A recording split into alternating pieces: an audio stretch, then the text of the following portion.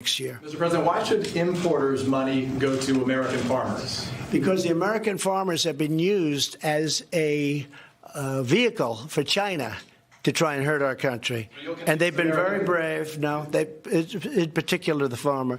They've been very, very brave. They've been very patriotic. But China has openly stated they're going to use the farmer. The reason is because I got the farmers' votes. You look at a map, it's all red, meaning Republican, meaning Trump.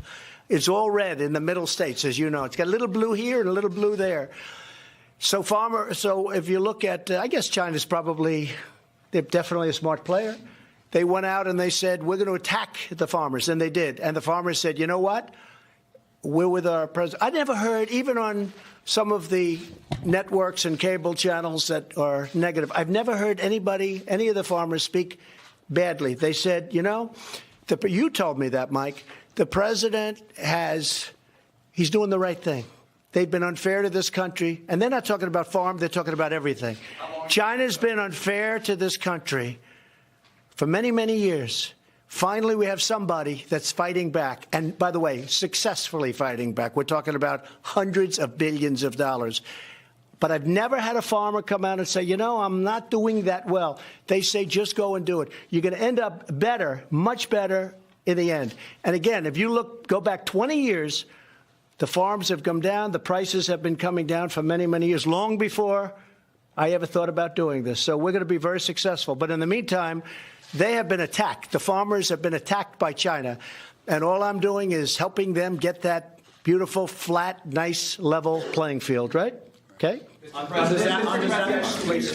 you, Mr. President. Could you consider sending troops to the Middle East to counter Iran as it was reported? Well, I would if we need them. I don't think we're going to need them. I really don't. But I have a meeting on it in about an hour. I would certainly send troops if we need them. Iran has been a very dangerous player, very bad player. They're a nation of terror, and we won't put up with it. The deal that was signed by President Obama was a horror show.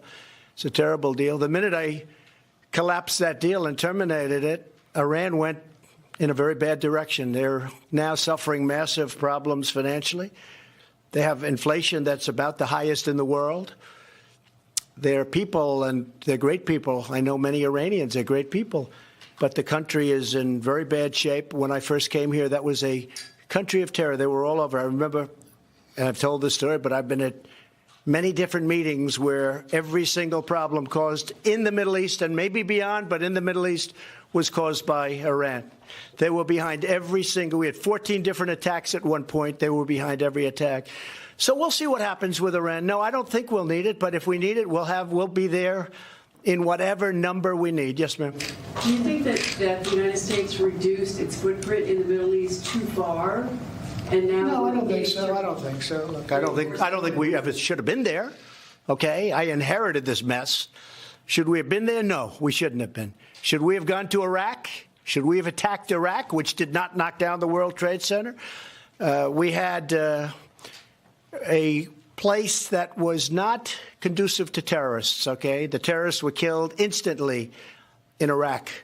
And now it's, tough situation. So I think we should not have been in the Middle East. With that being said, we've done a great job. I took over the ISIS fight. We knocked out 100% of the caliphate. That doesn't mean that they're not going to blow up a store. They're totally crazy. But we knocked out 100% of the caliphate, and I did it quickly when I came in. President Obama had totally lost control. He had lost control of the military. He had lost control of the fighting. And our military was totally depleted and in very bad shape. These folks know that better than anybody. They were in very bad shape. We will soon have the strongest military that we've ever had by far, and nobody's going to mess with us. Okay. Can you get a trade deal with Japan relatively soon, you think? Well, I'm going to be with Japan, as you know. I'm going there on Friday. Many of you are going to be coming with us, and it's a very big thing going on with the emperor. It's something that hasn't happened in over 200 years. I am the guest, meaning the United States is the guest, but Prime Minister Abe said to me very specifically, you are the guest of honor. There's only one guest of honor. You are the guest of honor. I represent the country. With all the countries of the world, I'm the guest of honor at the biggest event that they've had in over 200 years. So It's a great thing, and we get along very well with Japan. I get along very well with the Prime Minister, so we're going to be spending 2 days over there. Yes, ma'am. Mr. President, is there anything that you are willing to work with Democrats on now? Because Everything. I'd like to work with everything. No, they have to go down their track. Let them get rid of the nonsense first, and when that's done, we'll go very quickly. We can go very quickly. Infrastructure is very easy. For me, that's very easy. But you can't go down 2 tracks at the same time. It doesn't work that way. Their whole focus, let me explain, their whole focus is on 2020 and trying to demean the Republican Party and demean the President of the United States as much as possible so that either we get his poll numbers down to a point where he can't win, except strange things happening. My numbers are going up. Someday you'll explain that to me, Kelly. But my numbers are going up. But it's very interesting. So they either want to demean so much or they want to try and get him out of office any way we can. I mean, you had one gentleman, Green, Congressman Green. He sounds like a real beauty. He said, the only way we're going to beat him is to impeach him. How about that?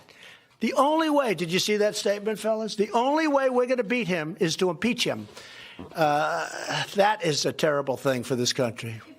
investigating, will you raise the debt limit? Will you sign a budget? Will See you what happens. We'll see what There's a lot of happens. stuff. I'm a very capable person. We're going to see what happens. I can tell you this. Let them get this angst out of their belt. And when it is, we can do things so quick, your head will spin. And one thing they can do is approve the USMCA so that we have our farmers taken care of. And by the way, not only the farmers, it's every industry. But they can approve the USMCA so we can take care of our farmers, our industries, our auto industry. And one of the beautiful things, one of the beautiful things about the USMCA, and to me the most important part, I used to talk about this 20, 25 years ago as a private person. And for whatever reason, you'll explain this to me, I always got a lot of publicity. So if I said something, even as a private builder or whatever I was doing at the time, I would get a lot of publicity and without a lot of trying. And I was against certain things. But if you look and you take a look back, you'll see all of the things that you're talking about and all of the things that you're asking about, I was against at that time. And I'm still against. I haven't changed very much. Been very consistent. I'm an extremely stable genius. Okay. Yes, go ahead, John. Mr. President, you mentioned China a few times today. Given the tension now, not only over trade, but over Huawei and technology, what likelihood is there that there will be a trade deal? Well, there's a possibility. I think probably a good possibility. I don't know how China can do this because I'll be honest, we're getting hundreds of billions of dollars brought in to our country. We've never gotten 10 cents. We're getting hundreds of billions of dollars coming into our country. And I'm helping the farmers. Right. But you know what? That help is a very temporary help because they'll pay it back 100 times over. They will with what they do, with the importance of what they do.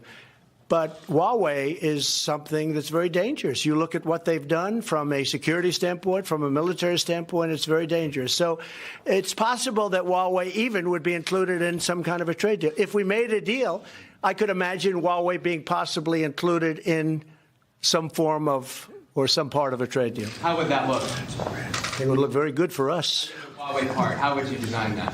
Oh, it's too early to say. But, I mean, we're just very concerned about Huawei from a security standpoint. Sir, the Constitution says treason is punishable by death. You've accused your adversaries of treason. Who specifically are you accusing of treason? Well, I think a number of people. And I think what you look is that they have unsuccessfully tried to take down the wrong person. If you look at Comey, if you look at McCabe, if you look at probably people higher than that, if you look at Strzok, if you look at his lover, Lisa Page, his wonderful lover, the two lovers, they talked openly. You know, they didn't use their private server because they didn't want to get caught, so they used the government server. That was not a good move. He talked about the insurance policy just in case crooked Hillary loses, and that didn't work out too well for them. So you look at them, they want an insurance policy so that should she, for any reason, lose, remember, 100 million to 1. Maybe he said 100 million to nothing. But should she lose, we'll have an insurance policy and we'll get this guy out of office. And that's what they said and that's what they meant. That's treason. That's treason. They couldn't win the election And that's what happened. And that's what's happening right now because without the treason word, I guess, but that's what's happening now. They don't feel they can win the election, so they're trying to do the 1,000 stabs. Keep stabbing. Let's have a financial. And if you look, for $40 million, I would think seriously that Bob Mueller and his group of 18 killers have gone over my taxes. They've gone over my financial statements to a level that nobody has gone over them before. And they were not discussed even. They weren't even discussed or brought up. I have great statements. Okay, what else? Harriet Tubman You through the don't $20 want a bill? dual track. On one hand, you don't want a dual track, but on the other hand, you want USMCA. Well, I think things are very easy. USMCA is finished, just so you understand. This is a finish. This is not even negotiated. This is a finish. This is a great deal for our country. This is a great deal for our farmers, great deal for our manufacturers. And one of the things that was absolutely vital to me was that our companies, car companies in particular, don't leave our country, go to Mexico, build a car, sell it into our country with no tax whatsoever, and all of our workers are fired and all of those plants are empty, like happened to Michigan and Ohio and Pennsylvania and North Carolina and Kentucky and lots of other places. Guess what? Our car industry now is thriving.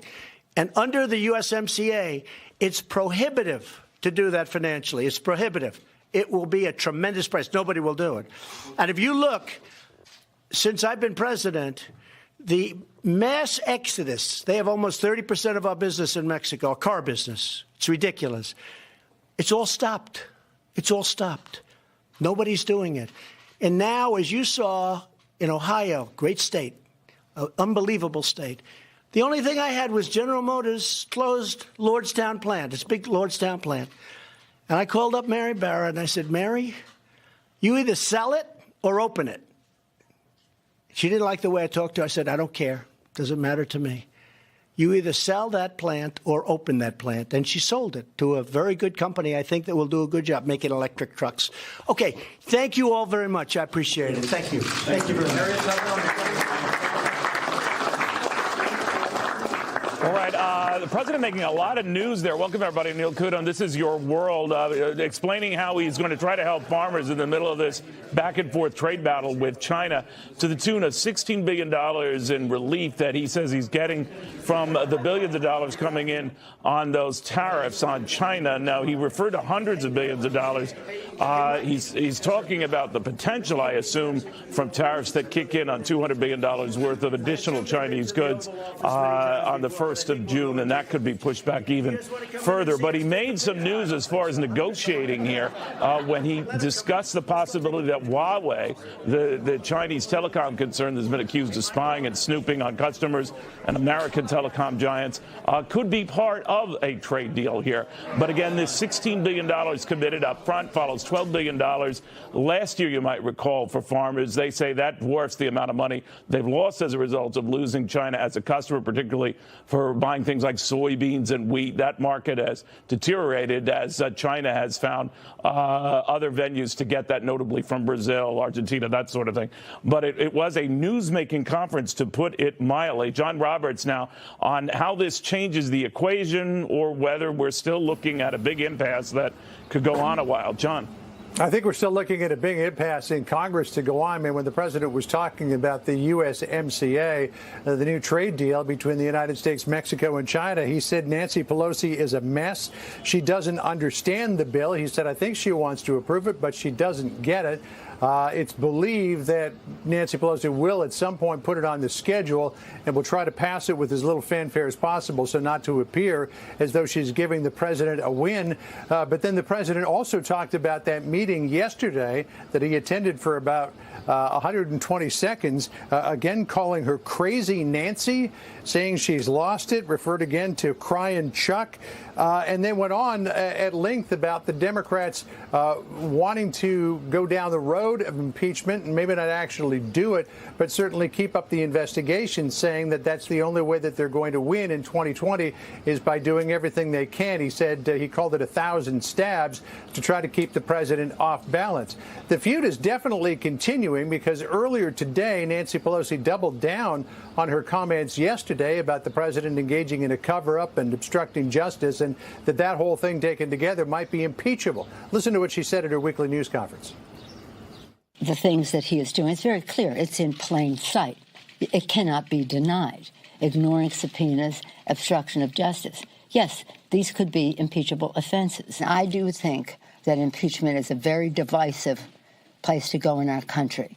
And what we can get the facts to the American people through our investigation, it may take us to a place that is unavoidable in terms of impeachment or not. But we're not at that place yet. The House Speaker saying that impeachment is a divisive thing to use, but they may have no choice but to do it. There was also competing narratives over the president's demeanor yesterday. Nancy Pelosi and Chuck Schumer saying that he was incensed, that he was throwing a tantrum. And you saw the president there going through a number of his aides, Kellyanne Conway, Mercedes Schlapp, Larry Kudlow, Sarah Sanders, Hogan Gidley. Larry Kudlow saying that he was very calm. Sarah Huckabee Sanders eliciting some laughter when she said, "I've seen both." And this one was definitely calm. Some other news that the president made, too, that on the release of John Walker Lynn, that he had federal attorneys looking at it to see if there was anything that could be done to stop it. He says he was told by the attorneys that there was nothing he could do to stop it. He said, "If I could have done something, I would have done it in a heartbeat." The president also asked about Iran.